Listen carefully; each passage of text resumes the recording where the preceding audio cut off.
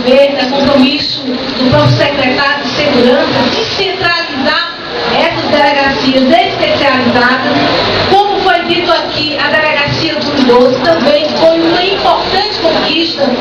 para o segmento que representa essa população que cada vez mais cresce e que precisa do Estado no sentido do amparo legal e assistência. Assim também não é diferente com relação às mulheres. Eu não quero aqui me tornar repetitiva, mas eu quero reforçar que essa é uma política afirmativa, que é uma política garantidora de direitos, reforçar o compromisso dos movimentos sociais, reforçar o compromisso também da Flora, enfim, e de outros segmentos para que realmente essa delegacia acontecesse. E no momento ímpar, acho que um momento importante, tendo em vista que os índices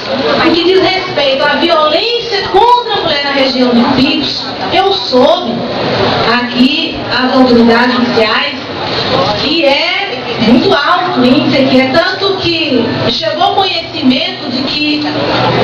um senhor chegou a matar a sua esposa de frente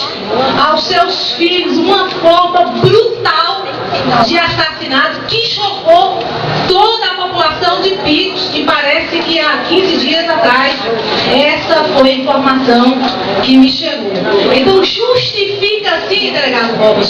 a necessidade de se ter uma delegacia como essa que possa atender não só os anseios das mulheres aqui de Picos, mas também pensar de forma regionalizada, pensar nos municípios circunvizinhos aqui da grande região de Picos.